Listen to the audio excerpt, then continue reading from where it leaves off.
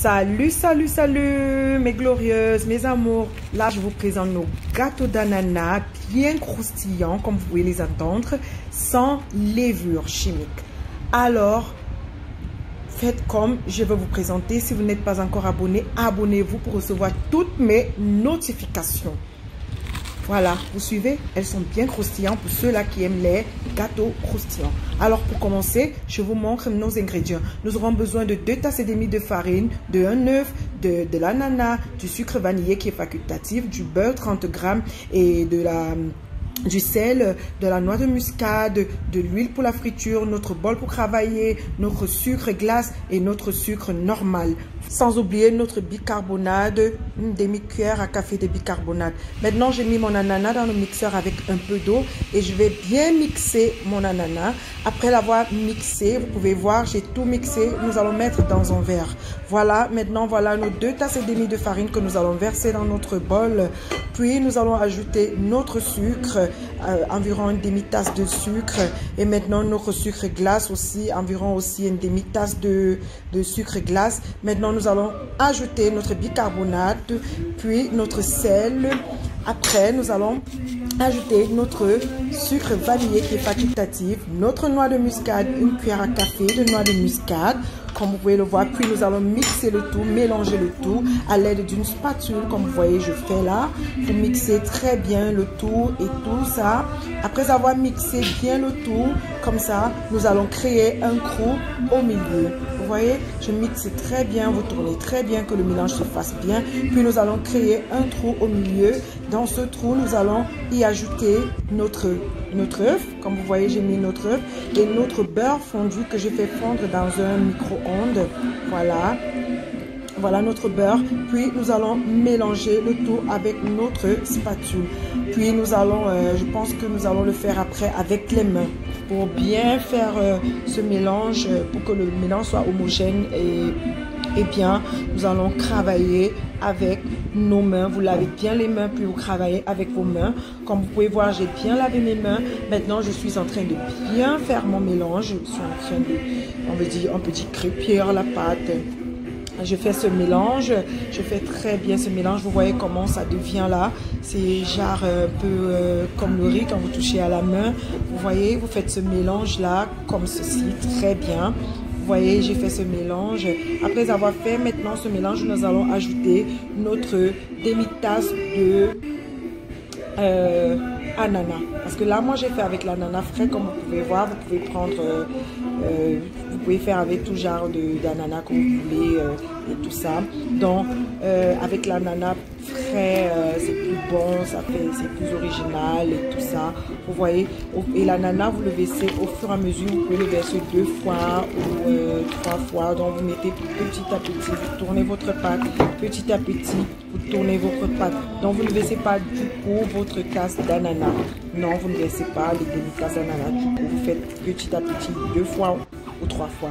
Vous voyez, puis vous faites ce mélange très bien. Vous mélangez le tout très bien avec votre main. Vous voyez à quoi notre pâte elle est.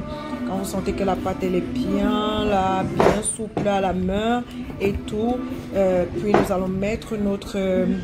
vous voyez comment elle est souple, non? Vous voyez, vous faites ce mélange très bien. Vous prenez votre temps, vous mélangez bien la noix de muscade et tout ce mélange, le sucre glace et tout ce qui est dedans. Vous faites bien ce mélange. Puis nous allons mettre notre poêle au feu. Vous pouvez utiliser une poêle. Vous mettez cette poêle et puis vous prenez directement votre pâte. Vous n'entendez pas. Vous prenez directement votre pâte, puis vous coupez votre pâte. Vous pouvez couper votre pâte avec les doigts, comme je fais là. Je mouille un peu dans mes doigts, puis je prends la pâte, puis je mets...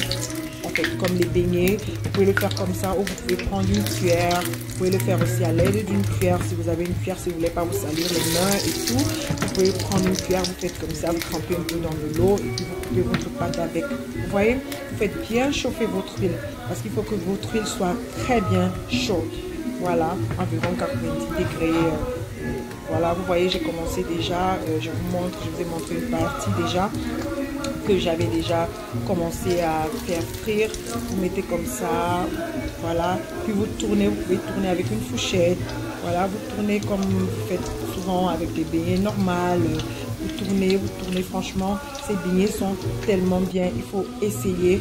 Et si vous n'êtes pas encore abonné, je vous rappelle mes amours, abonnez-vous pour recevoir toutes mes notifications. Voilà nos beignets, vous voyez la couleur, elles sont bien dorées, vous n'avez pas besoin de mettre de colorant, vous ne mettez pas de colorant, vous faites comme je fais là, elles seront toujours dorées, elles auront cette couleur orange, cette couleur marron, bien marron.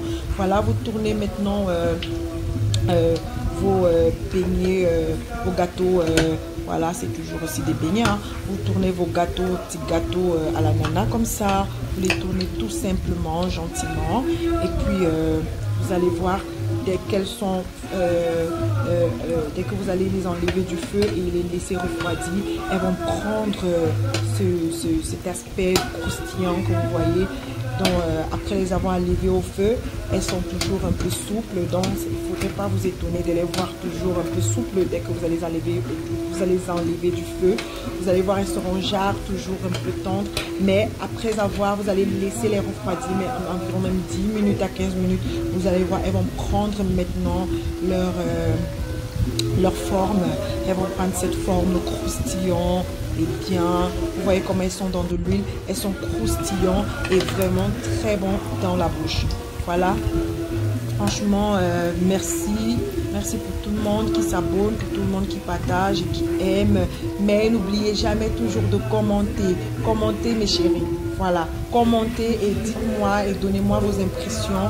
Franchement, donnez-moi vos impressions. C'est pour moi aussi une forme de motivation.